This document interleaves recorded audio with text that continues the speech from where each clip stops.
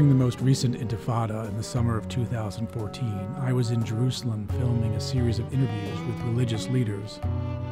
On my days off, I started following and eventually documenting some local artists. They were using their art to challenge the prevailing mood of violence and war. What follows are 3 of their stories.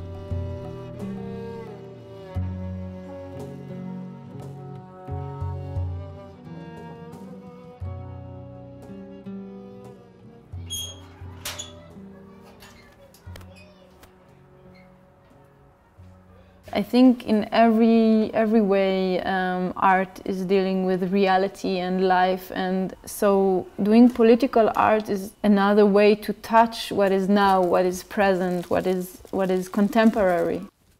This is my studio. It's a studio of a collective of artists, and actually it's a bomb shelter. The only space which is free or cheap that I could gain as an artist in Israel was a bomb shelter.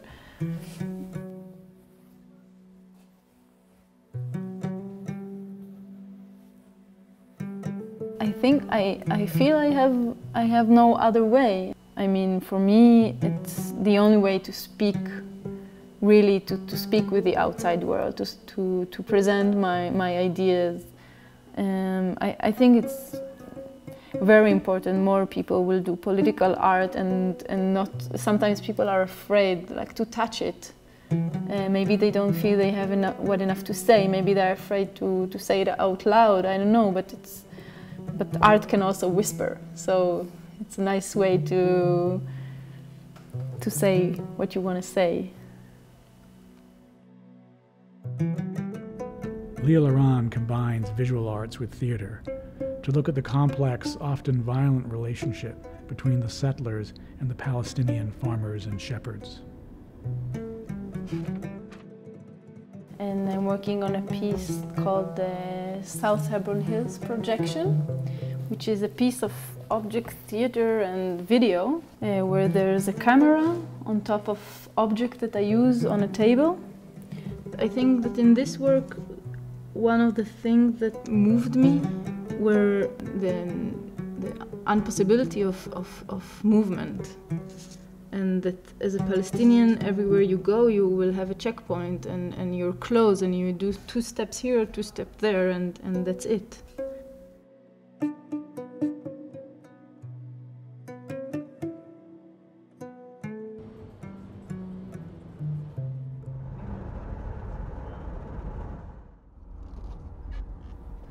Each week, Lee goes with a group of Israeli activists to help Palestinian farmers visit their land.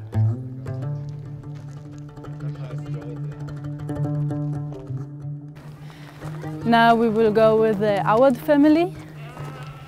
They will try to approach their land. You can see that the soldiers are already waiting. We try to come here with them every Saturday, because when they go alone, they're much more exposed to violence from the soldiers and settlers. The soldiers are saying not to pass, but there is not really a reason. It's not closed or anything.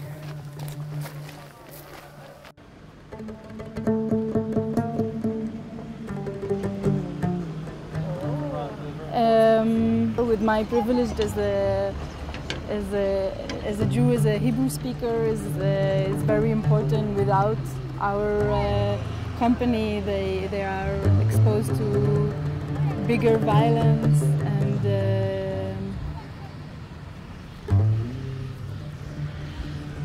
you can see how many forces are coming just for this family. I think that you live in this reality and this situation, and you need to choose if you're passive and you let things happen, and when you let things happen, the worst things happen, or you take action and be part of an opportunity for a change. 1, 2, 3, 4. 1, 2, 3, 4. Occupation no more. Occupation no more. Mohammed Al Aladeen lives in a small village on the West Bank. He and a group of international activists use the powerful symbolism behind the prison clothing of the Holocaust to illustrate their discontent with the occupation. You are inside our village, you have to open the road. Please just think. The Israeli soldiers are as young as 18 years old, and this type of political theater, mirroring their own story back at them, can be dangerous.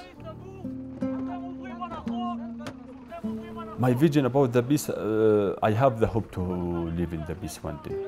The peace, we will live in the peace, but really we need more and more the Israeli people who work for the peace. When we started the non-violence demonstration, we was just some of the Palestinian people, some of us. And there is many people, even in the Palestinian side, there is many people they was have thinking to resist in different way, but we win and we bring them in the peaceful way. The violence will bring the violence, will not bring the peace. Look to my eyes. You want the peace? Just open your mind and think why you are here and what you are doing here. It's a peaceful demonstration.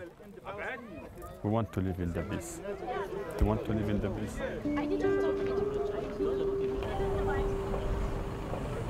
They take my ID card and they want to arrest me.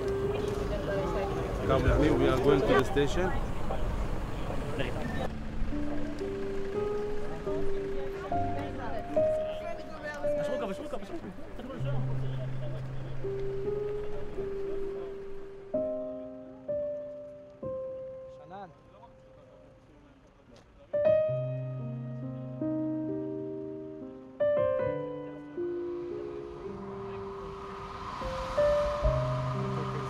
All this area from this junction to the middle of this junction, for now, okay, is a closed army area. There is an order from the commander of the Central Command of Israel that closed the area. According to the law, we can arrest everyone that is over here right now, including you. It's a closed army area. We are thinking, and there is a suspicion, that he pushed some of the soldiers inside of this area that's considered to be closed army area. And we think that he tried to break the law and to be against the law by pushing the soldiers.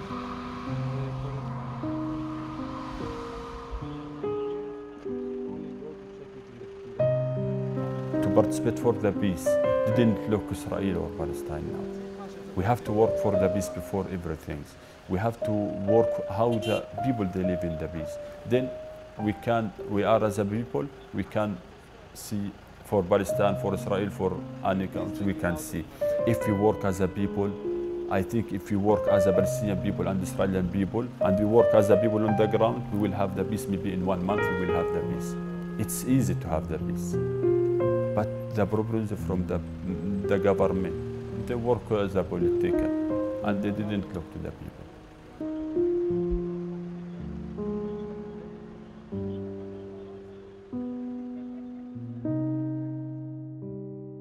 عصفور طل من الشباك وقال لي يا نونو. Basically what I'm doing, what we're doing is we're going on a bus towards the tunnel checkpoint between Jerusalem and Bethlehem.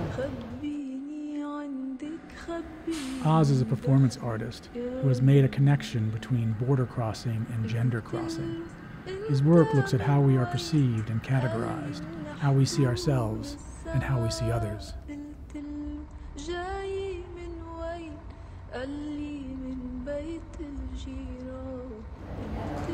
I'm showing a film that I made of me walking towards the checkpoint, of me walking to the checkpoint. This film is going to be shown all the way to the checkpoint. It's a documentation of the action that I did. And now it's a kind of a reconstruction or a different version, paraphrase for that, which is based on live action, it's based on the fact that the audience is present and part of the action.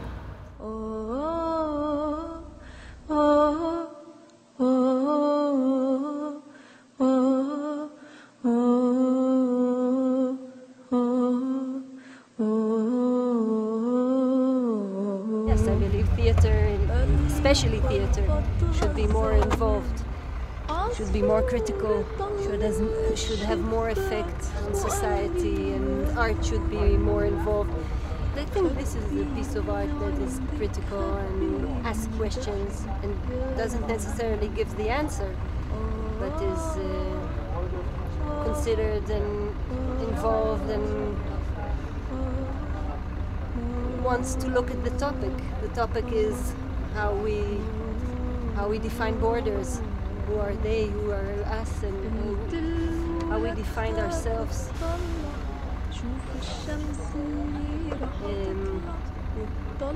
Nothing about Israeli theater deals with such aspects and such questions.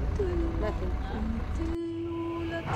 I've been experimenting with drag for a while, and I've experienced with transitions of identities through gender, through language, culture, structure, this phenomenon of a checkpoint, which is very common in the West Bank, checkpoints between the West Bank and Israel. I have a very big interest and personal experience with this concept, with this phenomenon in my life, and I kind of want to share that experience with people, with an audience who are probably less aware of the implications that this system of checkpoints has, first and foremost, on their own being as part of an occupying force, citizens of an occupying country. خبيني عندك خبيني دخلك يا نونو خبيني عندك خبيني دخلك يا نونو